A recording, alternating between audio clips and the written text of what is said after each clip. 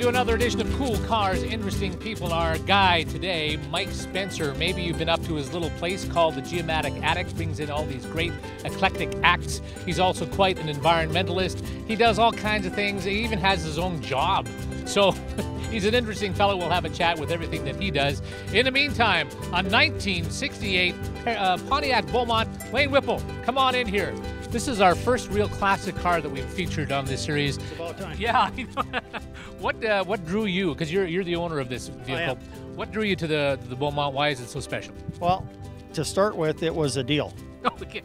So, yeah. And you'll find that most car guys that have got classic cars, they might have a love for one car, but if they get a deal on one and that's what they start with, pretty soon you got so much money in them, right, that's the car that you've got. All right. So what's this one got that makes it so special? It's got a bored and stroked 454 in it. It's a 496 cubic inch. It's pretty plain car. It's fast for a street car. It's pretty fast, and just a lot of fun to drive. Have you put a lot of money into this thing? Yeah, I've put a lot of money into it. I mean, and that's the thing about car guys. I mean, you buy the vehicle, you want to keep it going, and you got to put a lot to it. Well, absolutely. It's the old deal. If it's something that you love, it's what you do, right, and you spend money on what you love to do. Sure. It doesn't matter whether it's mountain climbing, like we were talking earlier, or whether it's cars, or whether you're into sports. Sure. If it's something you love to do, that's what you spend your money on. So push button start? Yeah. Air conditioning? Yeah. No. Can you back up and see stuff? No. And no air conditioning, and no cruise control. So, but it's got some. It attracts women. Yeah, it does actually. Sure, okay. My wife even rides in it. All right, we're gonna have Mike Spencer coming up in a few minutes. Cool cars, interesting people.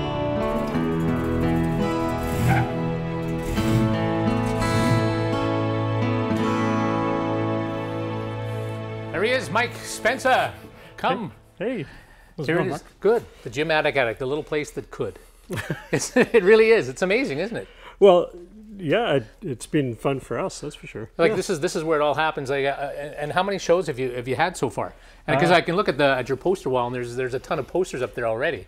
Well, already. I mean, it's been how many years? Just over 8 years. 8 years. 150 shows. Is that right? Yeah. Gosh, you're like the little Ron Sakamoto. Can I call you Little Sack? Well, that's pretty high praise because I mean Ron's done a lot for the community and music as well. Yeah. No, so we'll talk all about this stuff. We'll all talk about the other things that you're doing. You just came back from Nepal. I did. And we got lots of. I've got a 1968 Pontiac Beaumont waiting for you. Oh, fantastic! Is that the year you were born? It is, as a matter of fact. All right, let's do this. Come on. Sort of like a secret society. Yeah, here it is. Here it is. It's blue. It matches your baby blue eyes. Just the same color, yeah. Yeah, that's right. Come on in. Fantastic.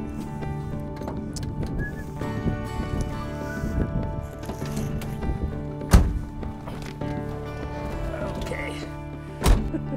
Okay. I had a little bit of training on this vehicle, so now there's a seat belt, safety first. Yeah. Okay. This goes here. Yeah. Yes. This reminds me of my friend Ian Black's car back in high school. Yeah. And it would be about the same vintage too. He had a Barracuda though. 68 Barracuda, I think. 68 Barracuda. Feather it, easy, easy. There. Now we're going. Wow.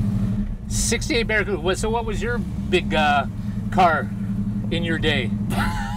The one you wanted? I think I had a Vauxhall Viva.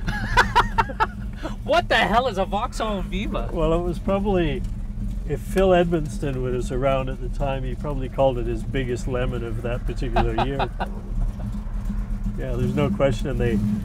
I think they're notoriously one of the worst vehicles ever made. Is that right? What company made that? Well, Vauxhall, so which is like a British, Oh, is it? I think it's might even be a British Leyland product. Oh, okay. Yeah. But like high school kid, what can you afford? Well, I can afford the smallest, worst car on the road, probably. Yeah. So where are you from originally? I'm actually was born in Chester in the UK. The UK? From the UK. No way! No way, yes way. Do you still have the accent? Not really. Chester, okay, so where's Chester? So Chester's right across the Mersey from Liverpool. Oh, wow. Yeah. So that's where you got your love of music. I don't know. You ferried across the Mersey. No, I mean, Chester actually is a pretty unique place in its own right. It's a really historic town. It's got a big wall around it. It's a walled city. Does it? I don't even keep know the Romans out, probably. Well, probably the Scottish, probably. Okay, I'm going to really take a chance here on this intersection. Okay. And like, how old were you when you were there? I was 8 years old when my family emigrated to Canada, and so we moved to New Brunswick. New Brunswick. And I think my parents were really tuned into the fact that in Britain there was no way to get ahead, and it was a probably still is to an extent, like a really class-driven society. Right. You know, and like you were kind of who you were, and it was difficult to break out of that. Whereas my grandmother had been to Canada, and she told my mom and dad about Canada, and she said, "Oh, this is the place for you guys." And, really? Yeah. So in 1966, we moved to Canada. And so, what did your dad do? My dad was an architect, and later became a town planner. He was actually hired as a town planner in the city of St. John, New Brunswick. St. John, right, yeah. right. Yeah. And then it begs the question: what brought you out here, Lethbridge, Alberta? Oh my! Well, my family had actually moved another time to Vancouver, and then I graduated from high school in Vancouver. Then after high school, I moved to Fort McMurray. Worked up there as a surveyor for 3 years. Because what were you getting into? Were you going to school, or is this after high school, Fort McMurray was like this emerging place, right? And there was jobs, you could be whoever you wanted to be. And so I decided to be a surveyor, and then wanted to take it a step further. I went to SAIT in Calgary for 2 years, and then Lethbridge there were some job opportunities. Came down here, right? Basically knowing nobody at all. Really? Yeah. And how long ago has that been now? So I've been here now for 35 years. 35 years, and you were born in 1968? Right, we'll edit that part out. I'm a surveyor. The math should be a little bit better than that, I think, but yeah. So, because you run Geomatic, Geomatics firm, which is Mike Spencer Geometrics, right. We're called. Which does what? We do geomatics, which is it's the overarching name for kind of measuring technologies, which would include things like surveying, GPS, GIS, remote sensing, even drafting technologies as well. Right. And we do a little bit of all of that, really, actually. And we're a small company, but it's given me the flexibility to do other things in the community, like the Geomatic Attic, and it's kind of made life a whole lot of fun. Yeah. That is your main source of income, though, right? That's what is it? Would you say? I could never say the Geomatic Attic would. No. It's funny. I joke about it a lot, but the upstairs of the Geomatic Attic is one thing, and then downstairs is where our business is. So I usually say, well, downstairs is where we try to make money, and upstairs we try not to lose it. That's kind of the thought behind it. But it really has allowed me the flexibility to do that. The business has been good. We've got a great staff, and it's starting to be a place that I can start to step away from a little bit. Right. Yeah. Right. Like in looking to kind of going into other directions for you, or? Well, yeah, actually, we're really going through a really cool process right now where our staff is kind of doing a little bit of a, not only potentially a financial buy-in, but also, like really taking the next step towards real ownership of a business, where they're being asked to contribute with ideas and, you know, what are our next steps and things like that. So, I mean, it's really enjoyable being in a system, something like that, where you feel like you're really collaborating with a bunch of people you really like. And the Geomatic Attic, I mean, they've kind of understood that's one of the things I really want to do. And sure. This is where we're going, to the Broxburn Vegetable Cafe, or whatever they call it. Yeah, no, I've been here once, and I've got a lot of friends who come here regularly. Cool.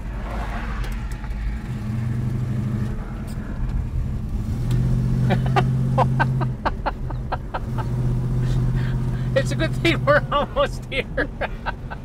Are we rolling, Bob? Good save.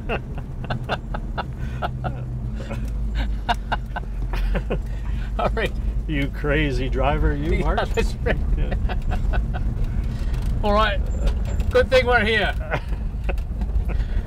Okay, we're going to get into the music thing in a second here, once we figure out how everything works, all right? Okay. Okay. So let's see, that goes there, and then that goes there, and there we're in park. Are we beamed up yet, Scotty? Jeez.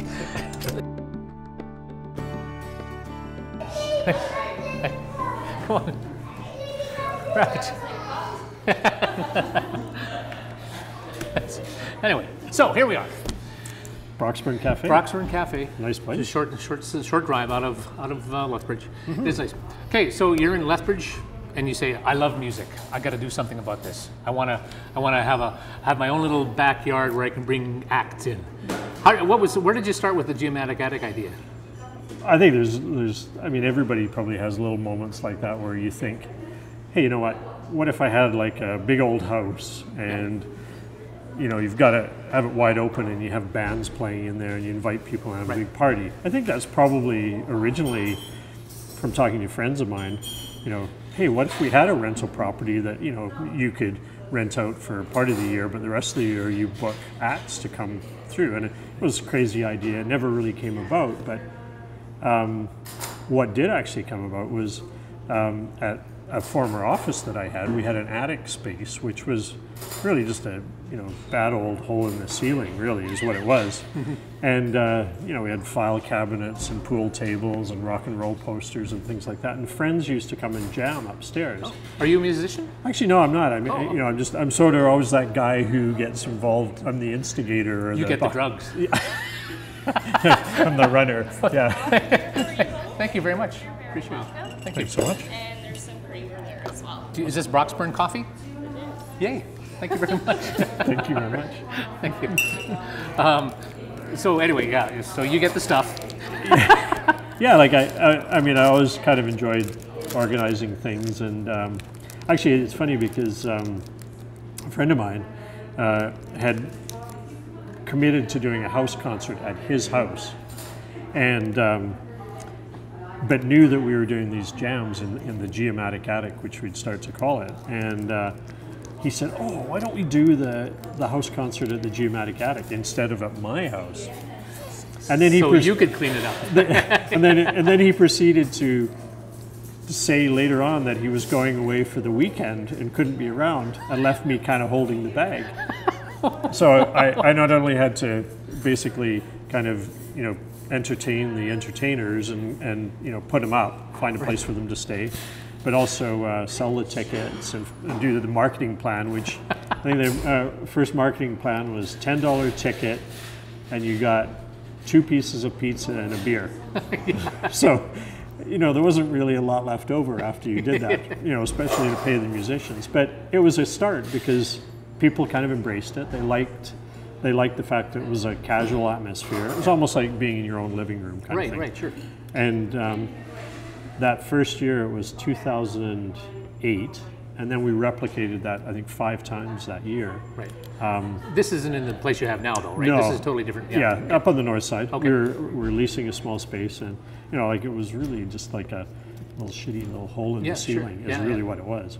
But it worked. Yeah. And we actually even had some reasonably big name acts one of my favorite acts at the time, and still is a guy named Fred Eaglesmith. He's a Canadian legend, honestly. And been on David Letterman. Yeah, exactly. Yeah, I mean, he's somebody that people who know Canadian music know that Fred's like deep in the heart of all of that. Yeah. And I always wondered, what would it take to get a guy like that to come and play here? And he said, well, it was about $2,000. And so I did the math and figured out what the ticket prices would have to be. Was your math better than it is now? Oh yeah, for 1968 versus 1958. Yeah. Okay. You're not going to let that go. Okay. But yeah, we made it work. Like we jammed 65 people in, and I think I negotiated them down to about $1,700, and the tickets were $35, and there really wasn't much left over. Right. But I pulled my trailer down to the back of the first Geomatic Attic, and he used that as his green room and a place to hang out.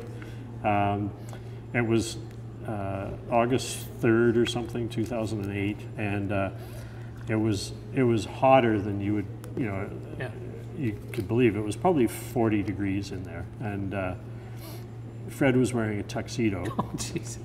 Or, because his mom had always said, always make sure you're dressed well for show. And he never gave up on that, even at 40 degrees Celsius. But he's come back now to our new place, I think 7 times now. Wow. And always bugs me about that first time. Even though we're considerably, a little more temperature controlled now. Yeah, that's right. Yeah. So he sweated. Yeah, and so that was the embryo for it. And really for that show, we actually had to go out and buy a sound system of our own. Oh, right. I never had one before. We just depended on the performers bringing their own PA. Yeah. But once so we ended up spending 10 grand on a sound system, you're kind of committed. Yeah. Especially when there's no profits really to speak of to pay for it. Yeah. But it was the start of something that was just a whole bunch of fun. Right. And I've always been surprised about how the performers have embraced it. Right. Like they didn't need a 5,000 seat space or a 1,000 seat space. They liked the fact that they could play a Monday or Tuesday in a 100-seat space and have a real intimate show. Sure. Make less money, but probably going back to their roots a bit and really enjoying the music. So who fits the bill for who you bring in? I mean, I'm sure you have a wish list of people you'd like to bring in, but then it doesn't necessarily merit where you are. I guess you've got to consider 100 seats and all that. Yeah. You get limited by the acts a little bit because you just can't generate enough revenue in a 100-seat space unless you're prepared to go to like a $75 or $80 ticket. Right. And I mean, actually in certain situations I think we could do that. I think one time we got asked to host Gord Downey of Tragically Hip. And Gord Downey, I mean, wow. And even at that time, Tragically Hip was, if not the top band in Canada, one of the top bands in Canada. And Gord Downey is just a fabulous entertainer. He's one of the most interesting guys to see on stage. And I think they were looking for about $6,000. So you do that in that 100-seat space, and you got to not only pay that guarantee, you've got to have expenses on top of it, like food and accommodation and sound man, etc. So you'd probably be looking at expenses of about $7,500. So right there, you've got to have a $75 ticket to make it pay. Right. So I think I think I would have done it, except we had a bunch of shows like piled on top of each other at that time, and it was a little much to push. Well, because people, I mean, you got to consider what people are paying for everything, and if you're paying $75 for a ticket, it better be the right ticket, right? Yeah. Yeah. But then again, I mean, you look at shows at the Saddle Dome now. There's not many big name shows that aren't $100, $150 now. Yeah. And so what's the experience like? Are you in the nosebleeds watching Elton John, which I no doubt it would be a good show, but on the other hand, would you like to be on the 5th row? Right. With Gord Downey? Exactly. For $75? Probably there's a lot. I'm sure we could have sold it out, no problem. Yeah. Would this have been at the Geomatic? Yeah. Really? Yeah. Gord Downey at the Geomatic Attic? Yeah. Wow. It's like people asked, and Wow. and I usually, that's always my preference, is to have it there. But we do go to, as you know, bigger venues. Yeah. We've done Southminster, we've done the Yates U of L Theatre, yeah. Done the Barn at the college, yeah. German Canadian Club. Yeah. I'd love to do something at the Empress in Fort Macleod as well. You know, yeah. that great old theatre as well. Yeah. So, yeah, and I know entertainers embrace that place too. Yeah. Just the great venue. Yeah, it's almost like being in Massey Hall or something. Yeah. It's kind of an iconic place. Yeah. So at what point did you make the decision, you know what, we got something here, let's keep on doing it? Was that right after Fred sweated his head off? Well, I suppose it kind of was, because I mean, we'd spent the money, but on the other hand, we did move to another, our geomatics business moved to another office, and then we actually kind of decided to design the upstairs as a... Really? And I mean, then we didn't know even if it was going to survive, so, you know, I didn't over-engineer it or anything like that, right. but I think, you know, I think I did enough to, you know, ensure its life, and we haven't changed anything really to speak of, other than maybe tweaking what we did to make it sound better. Yeah. And it's proved to be a great sounding space. And 100 seats is just kind of a magical little size, because everybody is in on it. You know, like when there's silence between songs, there's often a lot of banter between the performers and the crowd. Give me another beer. Well, yeah, I mean, like, I think even for seasoned performers, it's a bit kind of, at first, it's a bit disarming for them, because they're not used to that kind of silence. They're used to like a little bit of a hubbub throughout the whole show. But this time around, they actually start to embrace it once they know they've got people's undivided attention. They probably can't fart on stage. Well, they could if they want, but you know, there's nobody lighting any matches. But so have you? I mean, I always like to ask, have you had some nightmare gigs with some people? And go ahead, name names. No, not really. No? You know, I mean, there's a few guys that are a little more difficult to deal with than others, but you know, most of it is just their own kind of.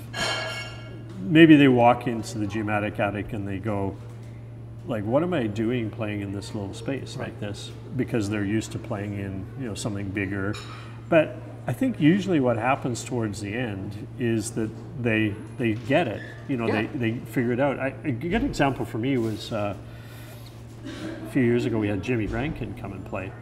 And the Rankin family. Yeah, Rankin family. And Jimmy went from being this member of the Rankin family to being kind of a bit of a country star, you know, and moved to Nashville, and that's when we had him. And the show that we had was heavily promoted on the country stations in the city, played lots of his music, totally different crowd. He came out, and I think he was clearly, you know, a little bit kind of thinking, I'm above this. Oh, yeah. But as the evening wore on, we got to know him a little bit better, and part of it was just he's a bit of quite a shy man actually, but at the end of the show, you know, it was like broke out of his shell. Yeah, and big hugs at the end, and you know, I got a CD that said, you know, really nice comments about, you know, what we had what you are together, as you know, between him and the venue, and you know, the vibe with the crowd, and there's been a lot of those kind of situations where you start out, you know, they're kind of feeling you out to see, you know, is this going to be a disaster or is it going to be a good thing? And it, you know, I would say that it pretty much always ends up being a really good thing. So the thing is, you're at a point, I think, with the Geomatic Attic where you don't want to get any bigger than you are, because then it would lose, or would you? I mean, or would you lose all of that ambiance and that feeling and the down home attitude that everybody has, both for entertainer and the concert goer. So, you know, you got your dedicated followers. All of a sudden, you're saying, "Well, we're going to go at a bigger place," and they're saying, "That's not what I came here for." Is that fair? I think you're actually, you know, you've hit on something there. I mean, there's definitely room to do the bigger shows, because if you do one at Southminster United Church, that's a lovely, beautiful venue, and for the right performer, it sounds fantastic. But yeah, like, you know, I think we've made our name by being this intimate place, and even the performers have gotten to know us through talking to other performers, and I think their expectation is that they are going to play in a little space. Right. I think it's really only when like the money prohibits you doing a show in the Geomatic Attic. And you know, we can joke about this all you want, but we're really not in it for the money. We're in it for the music and experience. And we want to break even. We don't want to. You're not that stupid. To stand on top of the building and open our pockets and throw money away. But although sometimes it feels like that. But yeah, it's kind of like, you know, as long as it's sustainable, it pays for itself, and we're getting good feedback. You're okay with that? Yeah. I mean, we all kind of do our own thing for. I mean, like, you've lived in this community for a long, long time, and you've always given back, and you find a way to. You find it. Yeah, that's up for debate.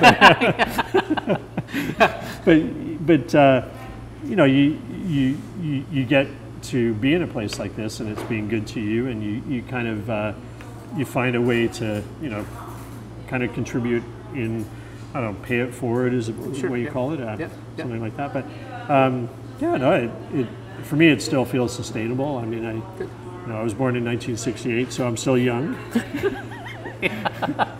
Good to know. I love the story of the fact that you had the sheepdogs before they became the sheepdogs. Yeah. That's amazing. I mean, they, you know, take us through that one. Well, that was kind of an interesting one because we had booked a band called the Sadies, who, you know, they're you know, a little bit of a, they're not a widely known band, but the people who know them absolutely love them. They have a really hardcore following, and they're unbelievable. Actually, they're the sons of the Wood brothers. It's their sons that basically kind of, you know, came forward and became the Sadies. Okay. Or sorry, not the Wood brothers, the Good brothers. The Good brothers. Yes. Okay, good. I'm going WG. Yeah, okay. Math alphabet. But so anyway, the Sadies were booked to come, but Dallas Good, one of the two brothers in the Sadies, broke his leg falling on ice in Saskatoon.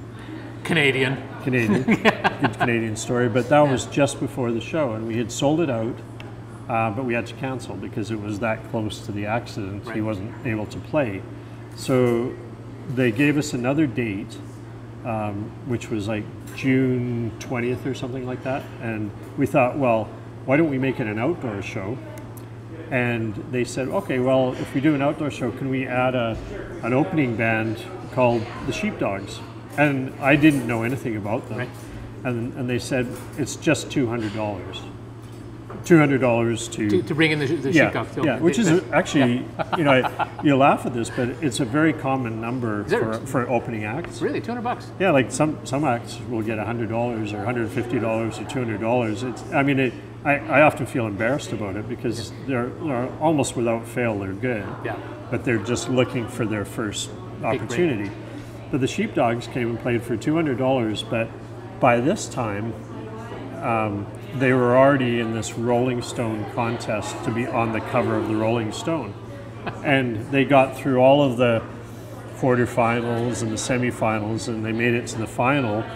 And they weren't selected when they came, but the week afterwards they were. Wow. So the next issue of Rolling Stone after they played at the Geomatic Outdoor Show, they're on the cover of the Rolling Stone. Isn't that something? And now, if like, I don't even bother calling them because now they get, I'm going to say, probably between $20,000 and $40,000 a show. Isn't that something? Were they good?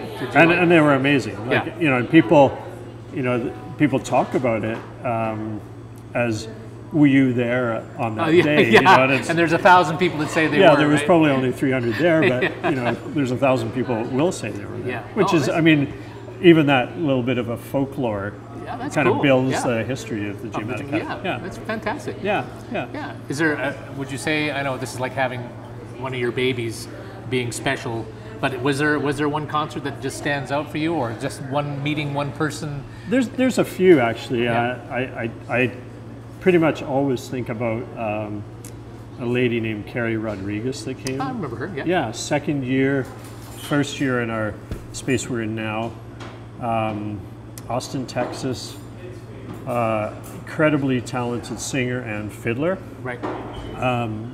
and she came in with just an incredible kick-ass band, and it was July 4th or something like that, middle of this summer, and it was one of those aha moments where you go, wow, you know, we're in this thing and it's working. Yeah, and because you wanted to come. And yeah, not only was it a great show, we've got my friend Dave Jacobson, who used to work for CTV, who you know, Yep. who took a ton of pictures, and you know, I still get a huge smile looking at the pictures, because the band and myself and the volunteers are hanging out in our little lobby area and just joking around and having fun, and you know, it's like, you know, family, and that one was really a big one. Another one was you probably know Tom Wilson, who used to be the frontman for Junk House. Okay. And Blackie and the Rodeo Kings, one of the guys from Blackie and the Rodeo Kings, he formed a band called Lee Harvey Osmond. Right. And Lee Harvey Osmond's played 3 times at the Geomatic Attic. And the first show, these guys are like, they call their music psychedelic folk.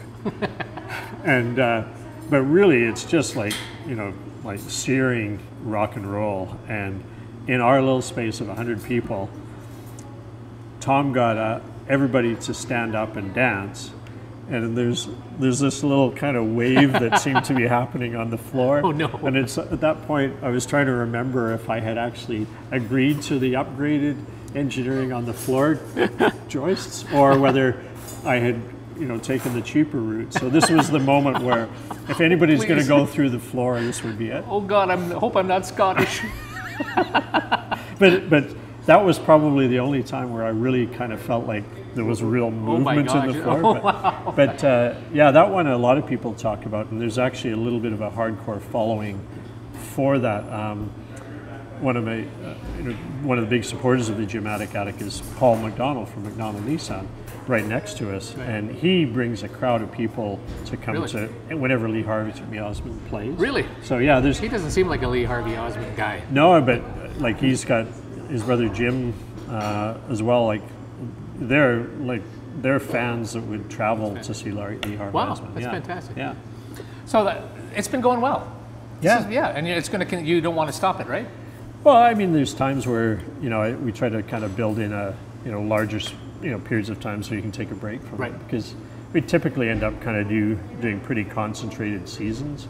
Like I think last fall we did, like September to December, we probably did 10 shows. Wow. Which is a lot. That's a lot of shows. Yeah. And then I think this spring, from late January to end of April, I think we had 8 shows. So Yeah. 18 in a year, Yeah. around 20 years. Probably if, in order to do more, you'd have to really tighten up the organization and have more people involved in the running of the shows. Right. And we've got a really great group of volunteers, but I still like to be kind of right in the middle of it. Sure. You're almost like the curator a little bit of something, and yeah, it's a great exit strategy. Yeah. Just changing topics, you're an environmentalist. You're part of a big movement in Lethbridge now. Tell us about why you got involved with that. Well, Environment Lethbridge was something that was kind of something that I kind of embraced. A bunch of friends have asked me to be involved, and really proud to say that the organization is up and running with staff, and that the idea really is to do some widespread community engagement around sustainability and make Lethbridge become maybe a little more of a community that embraces the small footprint rather than big footprint. I'm kind of embarrassed about my car then. Is that a lot of footprint on that car? Hopefully not. Well, yeah, I mean, that's an evolution. I mean, back when that car was made, it's 1968, I mean, the word environment really was a hardly used word, probably. Yeah. And, no one really cared. Yeah, it's probably, the late 80s, early 90s when, larger awareness started to kick in. And I think, I'm not going to pull any punches. I think Lethbridge is way behind the curve in terms of what it should be doing environmentally. You know, we put way too much stuff into the landfill. And even if you forget about the big picture about the climate change, I mean, it just makes good sense to, you know, be a little bit more conservation minded. You know, like don't waste stuff. You know, be aware of what you're consuming. You know, and we're all consumers, and we all have choices. And I think that's what Environment Lethbridge can really have an impact on, is being an educator. And I was involved, like, when the organization was first set up, and then we went to the city to do an ask for if they would like to collaborate with us and provide some funding. But we have to be sustainable ourselves as well. You know, we'll probably be working in the community to get partners that will help to fund us as well. And very exciting thing. I'm really proud to have been involved in it. I'm sort of working my way out of it because we do have paid staff. I'm a volunteer, but yeah, really, really exciting. Yeah. And you just came back from Nepal, another thing that you're doing. Tell us about, what was that all about? Well, I mean, that one, I was kind of just a small piece of a group. There was a group of 12 of us went on this, you know, great big adventure. Went for 3.5 weeks, and the instigator behind it was a fellow named Murray Pritchard, who's a lawyer in town, and his family established a not-for-profit organization called Uphill Both Ways. Sure. And they've built 3 schools and a small hydro project in Nepal, with a lot of help from the local Rotary. And actually there's a connection to the folks at Bridges of Hope as well. Right. And we went there to look at some of the projects, but also to, you know, do a trek and, you know, see Nepal and maybe even make a connection to Nepal, which might help this thing continue. And what an experience! Like, you know, there was a whole group. There was, youngest was 24, and I think the oldest was around 60. And it was hard work. It was every day we trekked probably 20K. But that was, you know, a lot of ups and a lot of downs, and we finally ended up at about 17,000 feet. That was our peak. Yeah. But we went through a lot of villages where it was almost like going back in time, except for people had cell phones. But, but really, it almost appeared like there was no currency. It was like they worked for everything that they got. You know, they had terraced cornfields. Rice paddies. They brought that crop in, used it themselves, or traded it with a nearby village. But it's so remote that everything had to come in with porters or on mule trains. Yep. And that's how we traveled as well. Wow. And just really humbling, and lots of great pictures of people and like really warm-hearted people. They just had this massive earthquake that, you know, destroyed hundreds of thousands of homes, and many people died in it. Very tragic. But you almost would not know that there. People have moved on. You know, in some cases the houses aren't rebuilt. They've made do with, you know, tarps over a broken down house. We visited schools where there was 30 people in a space, you know, kind of 15 by 15 with a tarp over it, with the monsoon season coming up. Yeah. And these are some of the projects that Murray was interested in, I'm interested in, through the Geomatic Attic, and doing, you know, maybe doing some fundraising for that, maybe do some leverage for what we do to promote that. So, and we've kind of always, you know, tried to make, you know, a little part of it with a community give back as well, because there's a bit of an opportunity for the bigger shows to generate some funds. Yeah. But Nepal thing, wow, what a, it was it's way overused, but, you know, people say life-changing experience. I'm not sure that I would actually say that so much. You know, definitely eye-opening, that's for sure. Yeah. And just had found a great empathy and love of the people of Nepal. They were just amazing, amazing people. Suddenly, the cut on your finger isn't as that big of a deal as nothing really mattered that much. You know, like all the hardships that we felt were very minor by comparison to, you know, what these guys went. there was porters that were wearing flip-flops at 17,000 feet when it was minus 10 degrees and blowing. Wow. And big smile on their face. And, Yeah. And yeah, just beautiful, beautiful country though. Well, I tell you what, thank you so much for Cheers. taking. If people want more information about what's coming up in Geomatic Attic, you've got a Facebook page, or web page. Yeah, geomaticatic.ca is our website. Lots of information about the shows. Past shows if people are interested in what we've done. There's a record of every show that we've Fantastic. done. Charities that we've worked with, and we've got an art gallery as well. Yeah. So we try to promote local artists and Facebook. Yeah, Geomatic Attic. You can find us there and. Yeah. Great. Thank you so much. Yeah. Cheers. Yeah. Cheers again. Cheers twice. Thanks, Mark. Thank you.